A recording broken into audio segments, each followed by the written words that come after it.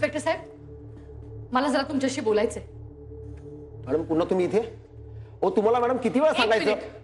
अर्जुन जिवंत आहे आणि हे फक्त मलाच वाटत नाहीये, तर यालाही वाटतंय. आणि एवढंच नाही तर तो कुठे आहे ना हे देखील याला माहितीये. काय? ओ एक मिनिट अहो तुम्ही काय बोलताय? हे बघा अर्जुन कोण? तुमच्याकडनंच मी हे नाव पहिल्यांदा ऐकलंय. आणि तो आहे की नाही याच्याशी माझा काय संबंध आहे? हे काय चाललंय मला काहीच कळत नाही. काय? इन्स्पेक्टर साहेब, हा माणूस खोटं बोलतोय. याच माणसाने मला चिठ्ठी पाठवली होती आणि अर्जुन विषय जाणून घ्यायचा असेल तर देवळात असं लिहिलं होतं त्यावेळेला बोलणं झालं नाही म्हणून याच माणसाने मला SMS पाठवला आणि आस्वाद हॉटेलमध्ये बोलवून घेतलं. याला विचारा, याला सगळं माहिती आहे. हे बघा मी क्लिअर, मी चिठ्ठी वगैरे काही यांना पाठवली नव्हती आणि यांना कुठेही मी बोलवलेलं नव्हतं. आणि आजचा हॉटेलचं जरी म्हणालात ना तरी सुद्धा मी माझ्या मित्राची वाट बघत तिथे बसलो होतो. या मॅडम तिथे आल्या.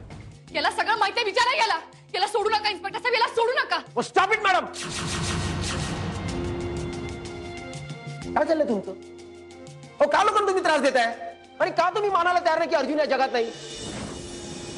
अर्जुनची गाडी दरीत कोसळली आणि एवढ्या उंचावरनं पडल्यानंतर कुणी कसा काय जिवंत राहू शकतो?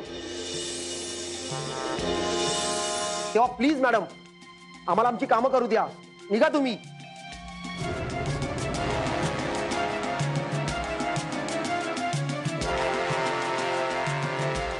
माहिती तसं सांगायला मला वाईटच वाटतं. हळदी कुंकाचा समारंभ म्हटला तर तो सवासिनीचा. त्यात तुमच्या आर्याला मला काय म्हणायचं ते तुम्हाला कळलंच असेल म्हणून म्हणते तुम्ही आणि मितालीच्या. आर्या अगं ये ना बाळा. काय ग आर्या, कशी आहेस?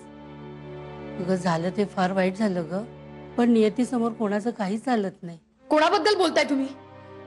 अगं मी समजू शकते अर्जुनच्या अशा अचानक जाण्यामुळे. एक मिनिट, अर्जुनला काही झालेलं नाहीये, जिवंत आहे तो आणि त्याला काही होऊही शकत नाही.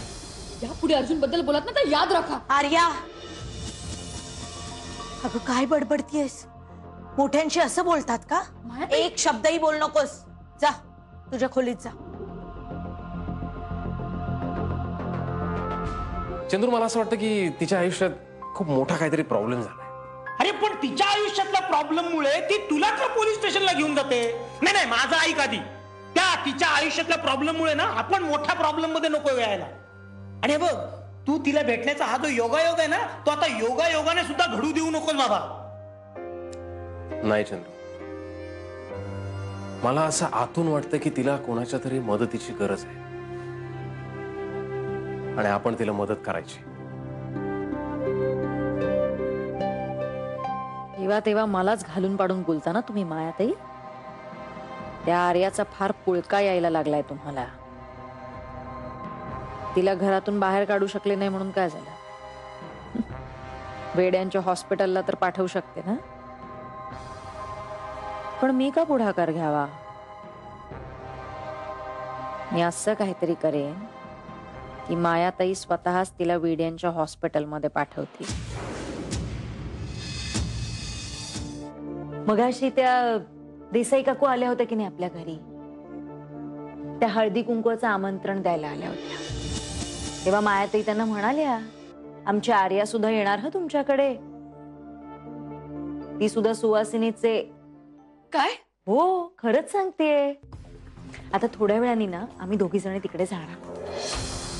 तू एक काम कर, आम्ही गेलो ना की आमच्या मागोमाग तू सुद्धा तिथे ये. मागवून का? मी येते ना तुमच्या बरोबर. अगं नाही, त्याचं काय माहितीये का, शुभ कार्य आहे ना. असं तिघींनी जाणं बरोबर नाही. उगाच तीन दिगाड आणि काम बिगाड. म्हणून म्हटलं तू मागव. येशील ना? हो हो मी नक्की येईन. ये नक्की ये आणि हळदी कुंकवाची शोभा वाढव.